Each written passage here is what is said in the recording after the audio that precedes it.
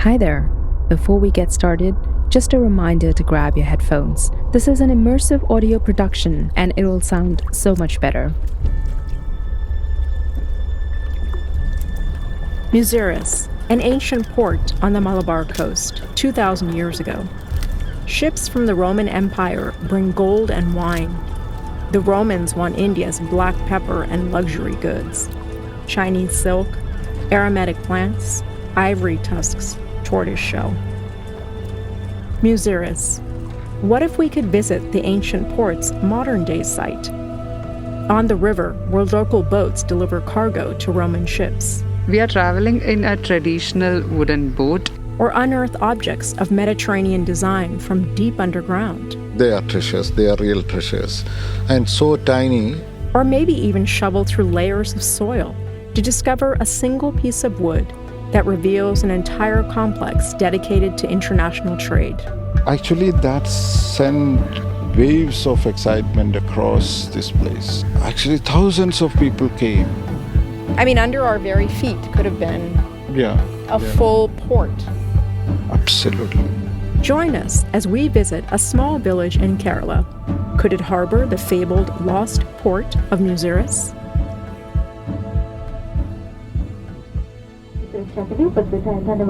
Ladies and gentlemen, boys and girls, good morning. We welcome you on flight 6113 to Kochi. It's 7:30 in the morning, and we're getting ready to take off from Bangalore. In less than an hour, we'll be landing in Kochi.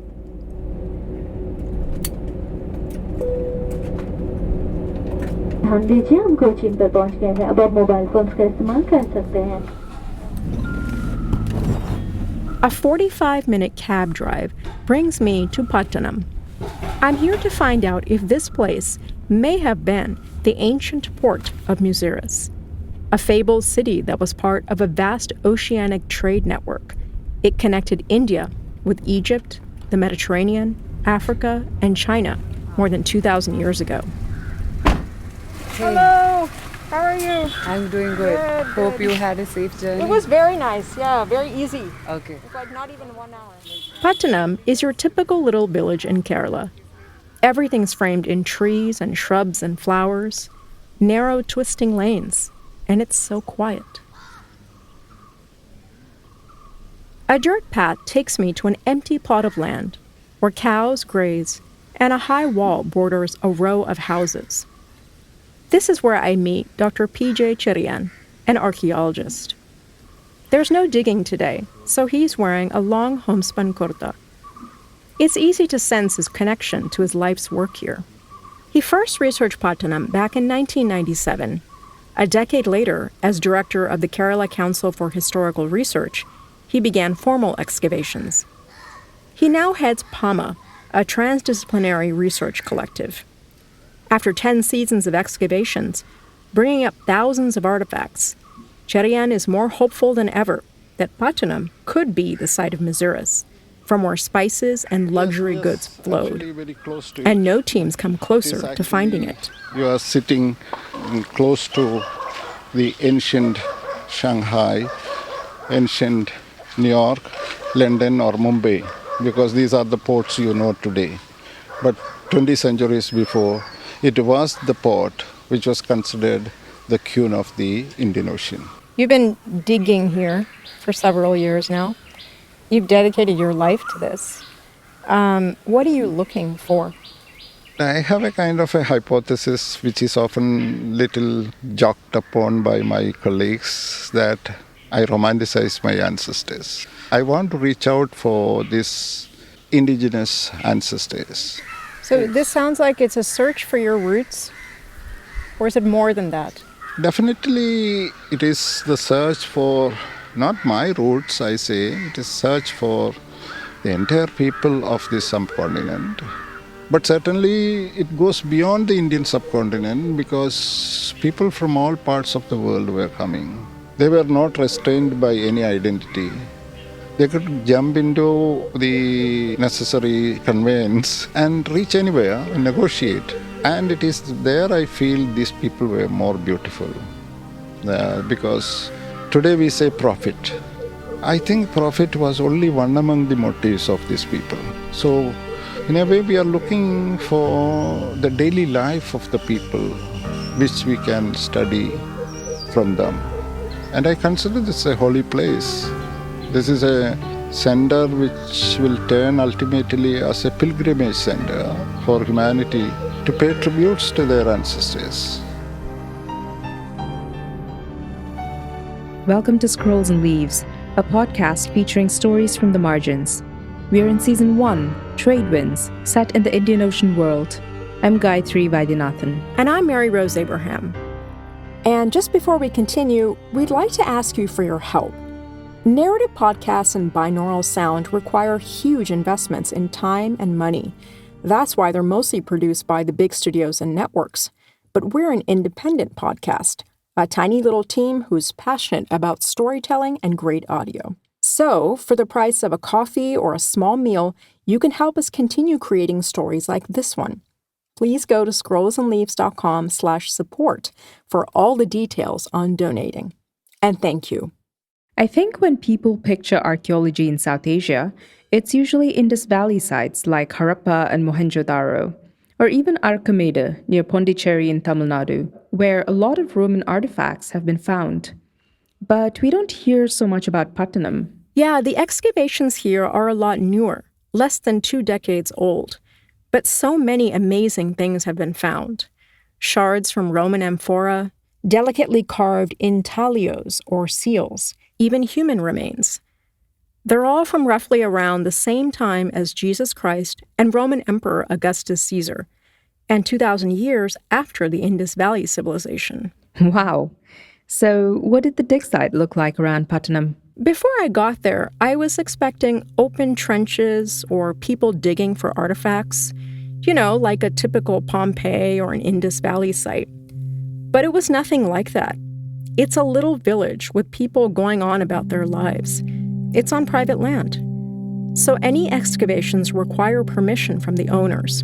And once a trench is dug and the artifacts are excavated, it's filled in again.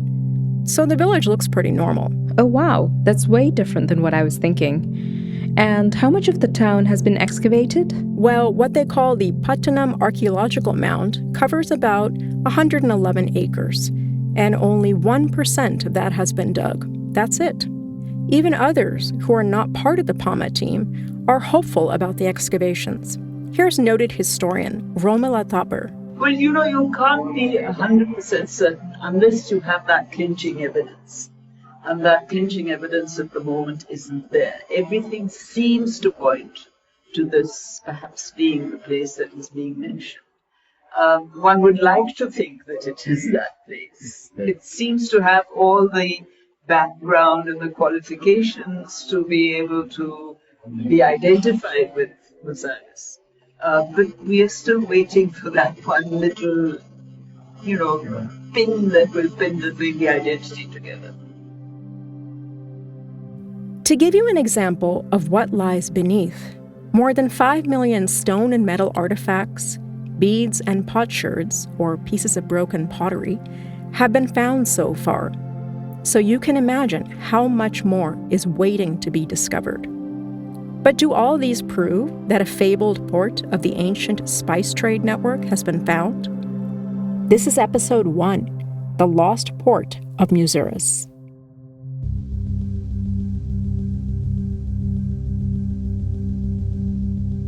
Chapter 1, A Queen on the River. Trace your finger over a map of India, down the western coast, to the sliver of a state that is Kerala.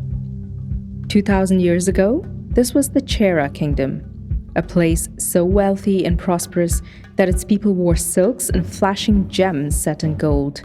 They drank toddy in large measure, and even in seasons of drought, the Periyar River was full. The Chera kings were great warriors, both on land and at sea. Their vast armies with fierce-eyed soldiers carried shields of rough bullhide to protect themselves from enemies' darts. The kings could be ruthless to their foes.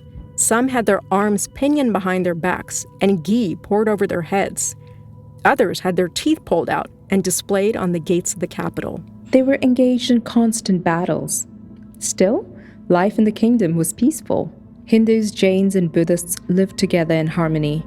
and the kings were patrons of arts and letters, rewarding bards and singers handsomely. One poet was gifted 500 villages, another 4 million gold coins. And the treasure of an entire naval battle went to artists. Trade and commerce flourished. Listen to this praise for the first Chera king. Hail, warrior king, thy land with plenty smiles, with untold wealth the deep sea's bosom yields, and treasures new that ceaseless to thy ports from foreign lands rich merchant vessels bring. This is a Tamil Sangam poem from around the 1st century. Much of what we know of the Chera kingdom comes from this poetry, which is preserved in palm leaf inscriptions. The descriptions of Muziris are so vivid. வளங்கழு Musiri ஆர்ப்பு எழ வளையி அறிஞ்சமம் கடந்து படிமம் வவ்விய நெடுநல் யானை அடுபோர் Chezhiyan. The wealthy Muziri town of Cheran, where causing the huge, beautiful Suli River's white foam to become muddied, the fine ships of the Yavanas come with gold and leave with pepper. Yavanas, as Greeks and foreigners were known, came for black pepper on the river Suli, an ancient name for the Periyar River. Here's another poem with reference to Muziris. முழங்கு கடல் முழவின் முசிறி அன்ன நலஞ்சால் விழுப்பொருள் பணிந்து கொடுப்பினம். And black pepper sacks heaped in houses make them appear like the uproarious ocean shores. Gold wares from ships are brought to the shore by boats through backwaters, and the king gives precious things from the mountain and ocean to those who come, and liquor is abundant like water. Foreigners also praised the port and extolled its importance in ancient trade networks. Around 77 AD, Pliny the Elder, the Roman historian philosopher, referred to Muziris as the first emporium. And he described the monsoon winds which made the sea voyage possible, from Roman Egypt to the Malabar coast in 40 days. The monsoons were also featured in the Periplus of the Erythraean Sea. That's a Greek maritime navigational guide written in the 1st century. No one knows who wrote it, but its author likely traveled the trade routes and knew of Muziris. These and other sources give us important clues about the location of Muziris. Somewhere inland, on the banks of a river, from where precious cargo is carried on small boats out to ships anchored in the sea. The river was the Periyar, the lifeblood of Muziris. I'm in a narrow, wooden, somewhat wobbly canoe. The captain is local fisherman Bibin Babu. Also in the boat is Vivek Madhu Kaipili, a graduate student of ancient Indian history. It's like beyond beautiful to describe. But where are we right now? Like, I think this is Periyar River. Veerampuzha. So this is a tributary to Periyar. So it's called Veerampuzha. Oh, Ernakulam. It goes to Ernakulam. Oh, okay.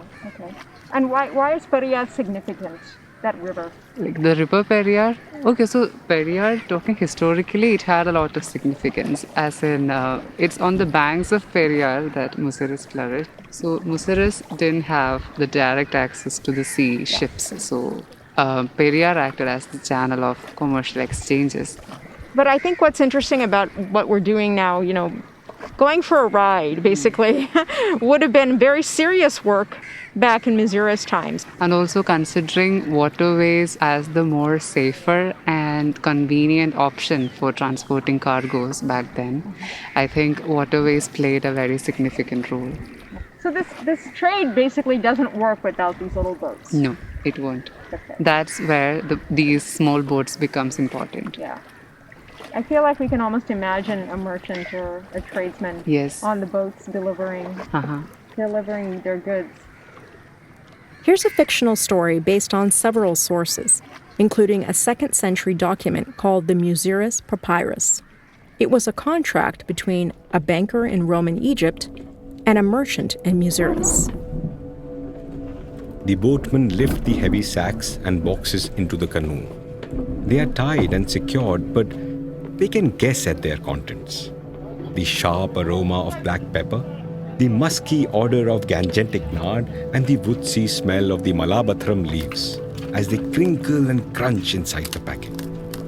The long, narrow sacks hold ivory tusks, cracking against one another like heavy branches. Two men place a sack of black pepper in the hold, and the boat wobbles and sinks a little deeper into the water. An unexpected visitor arrives at the wharf. The merchant, the man to whom all this cargo belongs. His assistant commands a boatman to make space. The merchant takes his seat on the plank in the middle of the boat, the most stable, and they pull away from the wharf. Today, he will ride with them to the ship. The winds pick up on the water, and the boatmen dip their oars with a little more strength to keep on course. The enormous width of the Periyar River is filled with boats like theirs. The merchant signals to his assistant, who hands him the papyrus scroll. He unrolls the thick sheets and reads a few lines of the precise, neat hand. The contract for this season's shipment was drawn up in Alexandria. He looks forward and back at the few sacks of cargo. His most trusted agents will accompany the more precious items on other boats: pearls, silk, and gemstones. The current changes as the Periyar reaches its end. The boat slips into the sea and the boatmen row against the waves. 10 large ships lay anchored offshore, each surrounded by dozens of canoes delivering goods. Even from this distance, the merchant can make out the Harmapolon. As they approach the ship, merchant shades his eyes and peers up. He's still awed by its size, holding more than 250 tons of cargo. He remembers seeing the ship after it's first arrived in September. It was bruised and battered from the powerful southwest monsoon winds during the rough 40-day crossing. He oversaw the cargo as it was unloaded. Gold, cosmetics, silverware, coral. He was especially careful with the gifts that were sent for the Cheran king. Ointments, vintage wine, beautiful slave girls and slave boys trained in music. But his shipment is worth far more than the imports. Nearly 7 million Alexandrian drachmas. He was told it was enough to buy a luxury estate near Rome. Now, it's January, and the Harmapolon is preparing for its departure. Most of the Yavana crew and passengers have returned to the ship after living for months in Muziris. The merchant has watched the ships come and go for several seasons. For the first time, he will travel back with them to Roman Egypt. He makes a silent prayer that the northeast monsoon winds are gentle on the 3,000-mile passage to Berenike, the port on the Red Sea. I'm wondering what happened to Muziris. For how long did this trade go on? Well, Muziris had links with 60 other ports around the Indian Ocean, the Red Sea, and the Mediterranean, but a lot of its fortunes were tied up with the Roman Empire because of their insatiable demand for black pepper and luxury goods. So when the Roman Empire began its decline in the 3rd century, Muziris took a big hit. And then, wasn't it destroyed in a big flood? Yeah, that's one popular account, that in 1341, the Periyar River flooded and completely destroyed Muziris. But not everyone's convinced about this, Cherian for one. He says it's possible that silting eventually just choked the port and it was no longer functional. It's hard to say when and what really happened to end Muziris.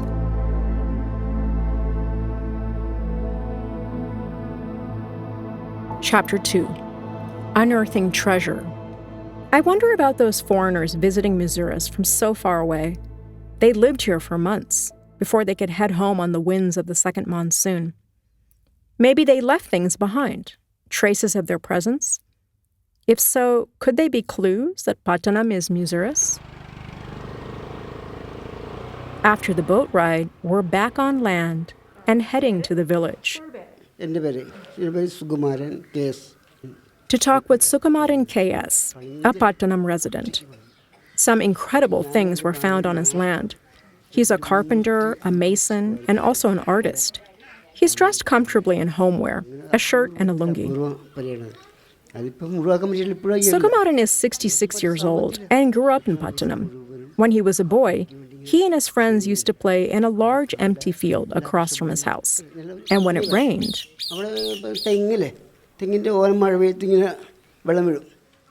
the base of the coconut trees would fill with rainwater, and there would be 500 to 600 tiny beads coming out of the soil.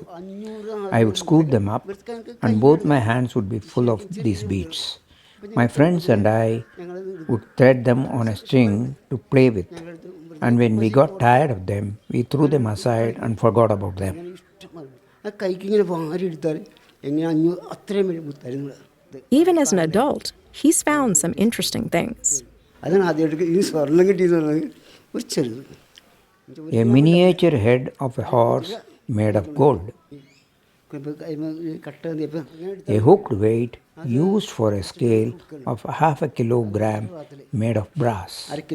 Sukumaran lost the beads and horsehead, but he entrusted the brass weight to Cherian. When Pama was setting up in 2007, he was hired as a carpenter and to dig trenches. Later on, he added them as customers for his milk supply business. Cherian wants residents to feel part of the team as much as scientists and students. So the farmers, teachers, laborers, even high schoolers who live here lend valuable insight. When Sukumaran heard an excavation was planned nearby, he insisted they dig on his land. They didn't want to dig at my place because I had a lot of plants growing on my land. But I really wanted them to dig here. So I removed all of the plants and cleared up the area for them. My land has very dense soil, so there could be something underneath. So I asked Cherian to come and dig here.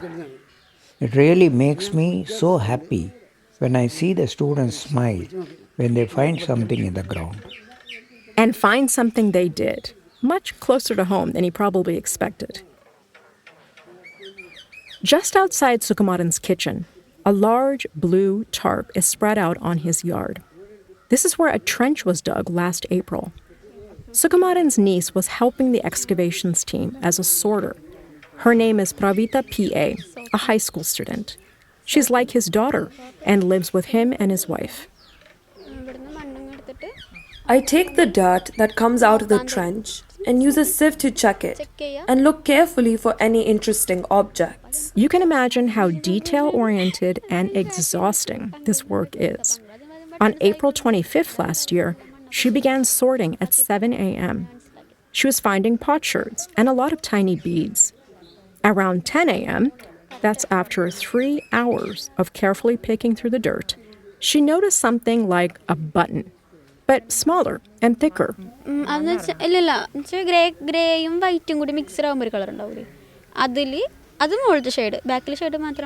The button had a grey and white color on one side, and on the other side, it was like a brown color. We washed off all the mud, and when that was removed, I could see there was an image. It looks like a head and some feet. When she saw it again later and looked more carefully, she realized it was a figure, part animal, part human. And what was her reaction to the find? Happiness. Chapter 3. The objects are speaking. It's thrilling to find something buried deep in the ground. At first glance, it's just an object. But go ahead and take a closer look. What do objects tell us about their history? About the people who valued them? Cherian says the objects are speaking.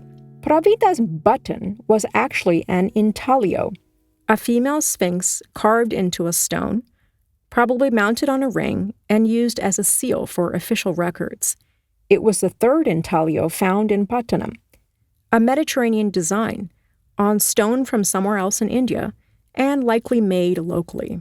You're probably familiar with the Sphinx. Head of a human, body of a lion, been sitting in the desert near the Great Pyramids for thousands of years. But that's the Egyptian Sphinx. Lesser known is the Greek Sphinx, a lion body with wings and a female head. Cherian says this intaglio is a phenomenal find, and in tough circumstances too. Remember, it was April of 2020, soon after the pandemic lockdown began.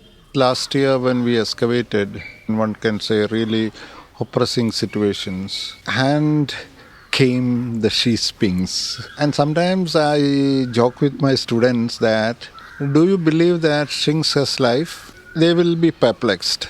But I say she has life. The sphinx has life because she emerged lying for 2000 years underneath. That was a very important discovery that we have made, exactly similar to the one worn by the first emperor of Roman Empire, Augustus Caesar. And if you say it doesn't have life, I won't agree. She's taking care of Pattanam. She's saying, all men of this world, be very responsible in your relationship with women. Because when she was created to devour, to kill those men who committed wrong love to women. And she became a fortune kind of thing, and it began to adore the fingers, rings, and other things. She came up again in Pattanam, in the poor artist Sukumaran's yard, where he forced us to dig. And she is, I believe, will protect this site. Can I see this? Yeah, definitely you can see it, and we have taken it from the locker for you because we keep these things under safe custody. They are treasures, they are real treasures. And so tiny, yeah. Oh my God, it is. Yeah. It is like a button. It's like a button. I understand why yeah, but oval in shape. Yes. Yeah. And can you just describe it for us? Yeah, this is made of what then could have been a precious stone. It is called agate. Where would this be coming from? This could be from the Deccan, from the Bombay region, Maharashtra region. We should look for what the objects are suggesting. So this is, the instant question is, who carved it? And who wore it? Who wore it? And who yeah, carved it. We did some 3 months research with my associate in the University of Rome. And she was very clear saying that this could have been made at Pattanam. Along with this, we got many raw materials. That is the stage before it become a ringstone or an intaglio. We got oval-shaped, same agate stones from the same trench in numerous numbers. So it's almost like a workshop. Yes, certainly. It's a lapidary workshop where this might have been made. It's amazing to think that the spot where Pravita was sorting the soil was once a workshop to cut, engrave, and polish gems 2,000 years ago. Skilled craftsmen shaping precious stones into jewelry, featuring motifs from faraway Rome, all in this now sleepy corner of Kerala. Yeah. What is the other one that you have here? Yeah, that is a statue. It's a little carved head, about the size of a thumb. It was also found by a high school girl sorting through the soil in Sukumaran's trench. But beautifully carved head of we don't know whom, because it needs a lot of research. And unfortunately, it was, it had little damage. The nose, which is the most distinguishable part, had little damage. This is the first human image we got from Pattanam. What do you think the other ones we kind of know a decorative or maybe a functional aspect. What do you think is the point of creating something like this? It needs more focus, more deliberations, more analysis, more humility before we pronounce. But we are sure that it is a Greco-Roman statue because the head, the design of the hair, the other features clearly indicate the statues of the early historic period. We say from 3rd century BC to 5th century. If you go to Rome, Italy, you will see only this kind of things. But to be more precise, what were the role of these things, more research is necessary. I think it was great adventure, great technological exploration, appreciating differences, embracing different cultures, embracing different bodies. Whole sort of kind of good things might have been happening.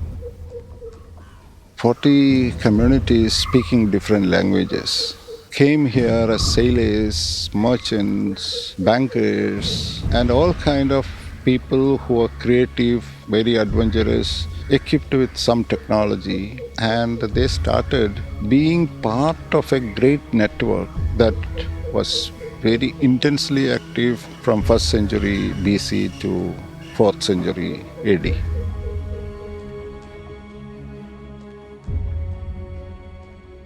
Chapter 4: A shocking find.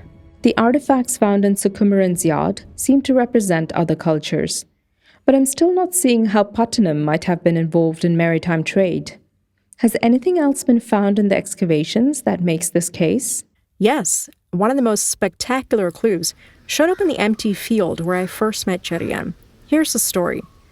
Back in 2007, he and 2 collaborators couldn't agree on where to dig a trench. We were not agreeing, or not 2 persons were agreeing on one location.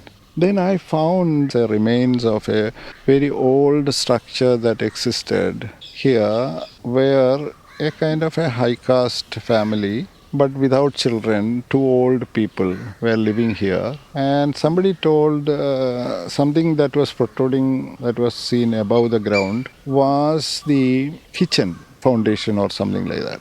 Of their old house? All of their old house. So just for fun, I said, why don't we go and dig the old couple's kitchen? And the fun was actually for nearly 1 meter, 2 meter dig. There was nothing coming. And it looked like a kind of a one-time fill of laterite soil. And we were really, and I was the most distressed person. Because you chose it. I chose it for some reason. And then, gradually a modern concrete-like thing emerged. But nothing as artifacts was coming again. But it was gradually growing down. And further, it was an area which looked waterlogged.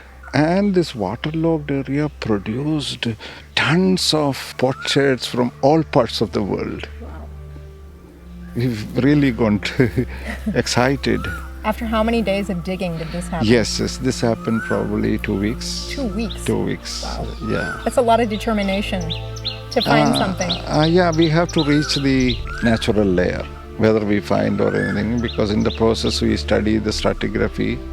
And for us, absence is also evidence to explain why there is nothing there. So we cannot panic. So we went slowly. And finally, to the biggest surprise, somebody yelled, there is a piece of wood I can touch. And a piece of wood, like it looked like a part of a tree or something else? Actually, he just said it is wood, and it is more than what we can imagine about. Cherian tells me what they find. That piece of wood, 2 meters below ground, was part of a dugout canoe. There's an ancient wharf down there. They also found 9 teak bollards to secure boats. 3 meters down, they found several botanical remains, including black pepper, cardamom, frankincense, and bamboo pieces. The canoe is degraded but still in the shape of a boat, and carbon dating reveals its age, somewhere between the 1st century BCE to 1st century CE. It was made from a single log of Anjali wood. That's the same wood as Bibin's boat. Cherian imagines how the wharf might have looked in ancient times. So that could have been a stream. So here was found the wharf, and adjacent to it, a kind of 6-meter dugged canoe, and also above it, near the wharf, there was a whole stretch of architectural buildings, remains, very well made, burned bricks. You'll be amazed how that structure, probably one of the wharfs that took the resources from this region to the Mediterranean. Actually, that sent waves of excitement across this place. Actually, thousands of people came to see this. We retained it for some time. You kept it open? I kept it open, but it is dangerous because this was, with no kind of air activity, oxygen or anything, it was remaining there. And many things we changed in minutes, they changed their color and transform into something else. And all the experts whom we consulted said it cannot be exposed for some time. I would like to see the canoe. So where is it? Actually, the canoe we gave back to Mother Earth. Please, you preserved it 2,000 years. Please continue to preserve. We don't have the money which helps to conserve and make it into a beautiful museum. We tried. We had all the plans, but everything got postponed. I am a very perennial optimist. Everything will come because these are very powerful kind of materials that world over will be interested because it doesn't belong to us alone. I think it takes a lot of imagination right now. Under our very feet could have been a full port. Absolutely. So when you walk through the roads, nothing should distract. You should imagine what could be below it. Only thing is you respect that lies below. And every villager will understand it. So of course the big question is this place the site of the ancient Muziris? Till some other site is found, I can safely say this is an integral part of the ancient port of Muziris. Spending the day in Pattanam, holding its artifacts, I thought less about whether this really is Muziris and wondered what more will be found deep in the soil of this village. These pieces of the past represent so much. The riches of the subcontinent, people of different places and languages working together, and a thoroughly Indian port with links to 40 different cultures. This is a search for ancestors, all of our ancestors, just in a different way from how we perceive people now. These individuals and this kind of names are very problematic in archaeology. We think we are big. Mary Rose thinks she is individual and she has. But honestly, to locate a Mary Rose of your counterpart 2,000 years is impossible. Is impossible because you cannot locate the Mary Rose 4 generations before you. Then how can you locate another individual, whether anyone, Roman emperor or anything, anyone? Locating names and locating things and identifying it and arguing on that is very silly in archaeology because the distance from us to that life of the object is too far and nothing will be individualized. And we have, signatures and we have also workshop names, things like that, but not the specific individual as we both probably are and we assume to be. That kind of individuals ceased to exist some 1,500 years back. Sometimes I assume that. That type of individual never existed in the 99% of human history. It's just a new kind of a construction and very, very wonderful construction for some and very difficult to disengage. So that is the kind of past we can reconstruct. Thanks for listening. I'm Mary Rose Abraham. And I'm Gayatri Vaidyanathan. Next time on Scrolls and Leaves, does the world's most infamous diamond have a terrible curse? Stay tuned in 2 weeks to find out. Our sound designer is Nikhil Nagaraj. The storyteller is Sumit Kumar.